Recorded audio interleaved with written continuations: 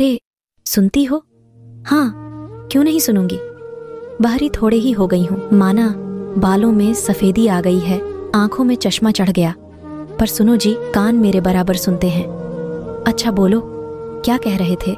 चलो थोड़ा बाजार की तरफ चलते हैं। तुम्हें कुछ सामान चाहिए था ना? लिस्ट बना ली कि बनानी है? लिस्ट क्या बनाना, मुंह जबानी याद है मुझे। थैला रख लो, चलो बाहर निकलो, ताला लगा दूं। कहाँ चले गुप्ता जी? नमस्कार खरे साहब, बस यूं ही पास के बाजार तक, थोड़ा सामान भी ले लेंगे और टहलना भी हो जाएगा। चलो, सामान तो सब ले लिया। 1 मिनट ठहरो, तुम्हारे जूड़े के लिए गजरा लेना तो रह गया। ठहरो, मैं लेकर 2 मिनट में आता हूँ। अरे रहने दो ना, क्या गजरा वजरा, कहाँ रोड क्रॉस करते फिरोगे गाड़ियों की तेज रोशनी में? वैसे भी तुम्हारी आंखें चौंधियां जाती हैं। छोड़ो, रहने भी दो। हाँ, सफेद बालों में गजरा लगाऊंगी, सुनते कहाँ हैं किसी की। मानेंगे थोड़े ही। चले गए, इतनी देर हो गई, आए क्यों नहीं? ये भीड़ सी क्यों हो रही है वहां? कहाँ रह गए? फोन लगाती हूँ, पता नहीं क्या लेने लगे। कोई मिल गया होगा, बतियाने लग गए होंगे। बुढ़ापे में हलकान परेशान करके रख दिया है मुझे। चलो, फोन तो उठाया। हेलो, ये किसकी आवाज है? इनके फोन पर कौन बोल रहे हो भाई? मैडम, यहाँ एक्सीडेंट हो गया है इन भाई साहब का। इनके हाथ में ये फोन है। सुनते ही मैं दौड़ पड़ी। सामने खून में लथपथ सुभाष पड़े थे। हाथ में गजरे का पैकेट, आंखें खुली, इससे ज्यादा देखने की हिम्मत नहीं बची। होश खोकर बेसुध हो गई। जब होश आया तब तक सब कुछ खत्म हो चुका था। पुलिस डॉक्टर अपने अपने प्रश्न लिए खड़े थे। मैं कभी उधर देखती, कभी इधर। डॉक्टर ने आहिस्ता आहिस्ता सच्चाई से रूबरू करवाया, पर मैं रो भी नहीं पा रही थी। कुछ समझ नहीं आ रहा, कान जैसे बंद हो गए। सन्नाटा सा पसर गया हो जैसे। रिश्तेदारों को बुलाने के लिए कहा, किसे बुलाऊं? प्रेम विवाह की परिणीति ससुराल से बाहर निकालकर हुई। जीते जी सास ससुर ने दहलीज पर कदम न रखने दिया। एक माँ से उसका बेटा छीना।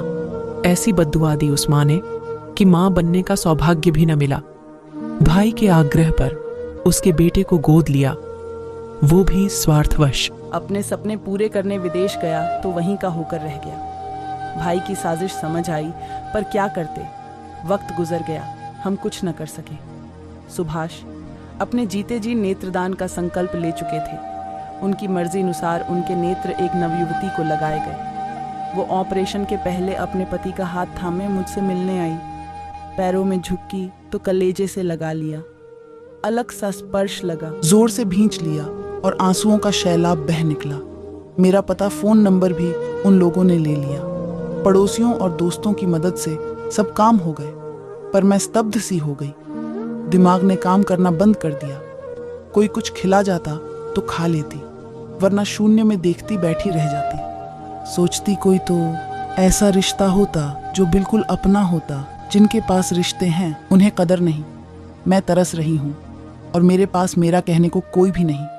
सूरज की रोशनी चारों तरफ फैल गई। गहरी सांस लेकर उठी। अचानक दरवाजे की घंटी बजी। इतनी सुबह कौन होगा?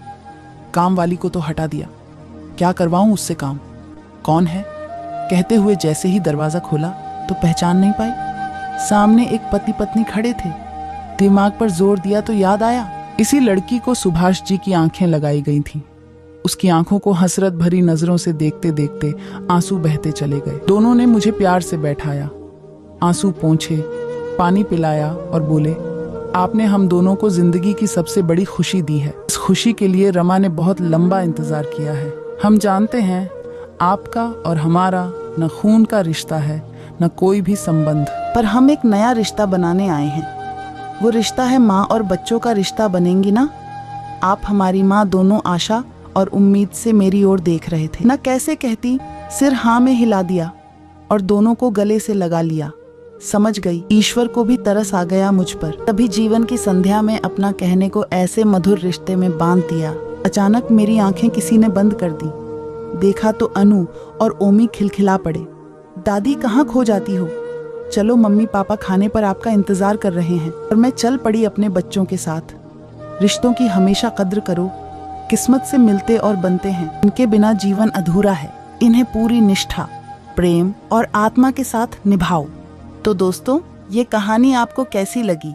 हमें कमेंट बॉक्स में जरूर बताइएगा। और अगर चैनल पर आप नए हो तो चैनल को सब्सक्राइब जरूर कीजिए। कहानी सुनने के लिए आपका बहुत बहुत धन्यवाद।